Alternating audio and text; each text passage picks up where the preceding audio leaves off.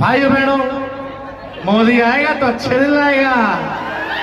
मोदी आएगा तो महंगाई गरीबी खत्म कर देगा। मोदी आएगा तो किसानों का आय दुगुना कर देगा।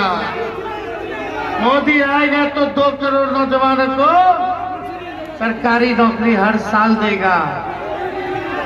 अब हम आप नटपड़गंज की जनता 10 साल में नरेंद्र मोदी जी ने नटपड़गंज के लिए क्या किया बताओ।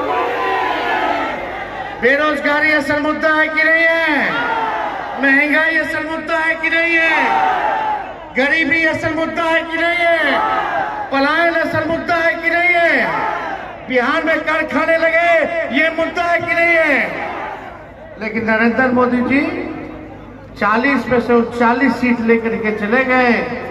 अब बिहार को केवल ठगने का काम किया, बिहार के साथ सौतेला व्यवहार किया। अरे नरेंद्र मोदी जी को हमारा दुश्मन थोड़ी है।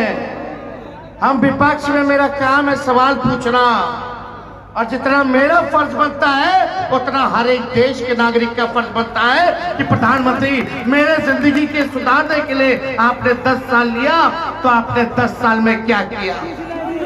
तो मोदी जी खाली झूठ बोले, जहां बोला था झूठ बोला, बार बार झूठ बोला, जितनी बार बोल सकते थे उतनी बार झूठ बोला, हर जगह मौका मिला तो झूठ बोला, जोर जोर से झूठ बोला। यही है ना मोदी जी। देखो हम लोगों ने 17 महीने में तेजस्वी ने कहा था 20 के चुनाव में कि 10 लाख सरकारी नौकरी देगा। जब हम उप मुख्यमंत्री बने 17 महीने रहे तो 5 लाख लोगों को सरकारी नौकरी हमने दिया। 3 लाख नौकरी प्रक्रियाधीन किया। तालमी मरकजों, सेवा टोलक विकास मित्र, शिक्षा मित्र, आंगनबाड़ी के मानदेय को हमने दुगुना किया। जाति आधारित गणना कराई, आरक्षण की सीमा 75% कराया। आईटी पॉलिसी, स्पोर्ट्स पॉलिसी हम लोगों ने बनाया। टूरिज्म पॉलिसी हमने बनाया। निवेशकों से 50,000 करोड़ का एग्रीमेंट साइन कराया बिहार बुला करके कि बिहार में निवेश करेंगे। सारा काम कर रहे थे लेकिन चाचा जी पलट गए। अब चाचा जी पलट गए तो पलट गए। जहां रहे सुखी रहे, स्थिर रहे, है ना। बुजुर्ग है, सम्मान हम लोग करते हैं, करते रहेंगे। माता पिता ने संस्कार में सिखाया कि बड़ों का आदर करना चाहिए, वो तो हम करते हैं, काम करेंगे। लेकिन आप बताइए, इन लोगों ने देश को इतना ठगा कुछ नहीं किया। यहाँ अररिया में कितना मक्का का खेती होता है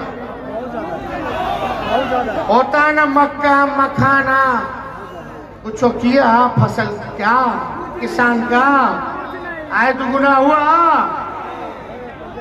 तो देखिए अब ज्यादा कुछ नहीं कहेंगे। अब हम लोग क्या करने जा रहे हैं। मोदी जी तो इतना झूठ बोले कि इस बार 24 में बोलने के लिए कुछ बचा ही नहीं बिहार के लिए। तो अभी आके क्या कहते हैं, मंगलसूत्र ले लेगा तुम्हारा। कुछ दिन पहले बोले कि भैंस भी ले लेगा तुम्हारा। हिंदू, मुस्लिम, मंदिर, मस्जिद, इस्लाम, सनातन, क्या मोदी जी क्या है। आप सबके प्रधानमंत्री किस हिसाब की भाषा बोल रहे हैं। किसको खतरा है?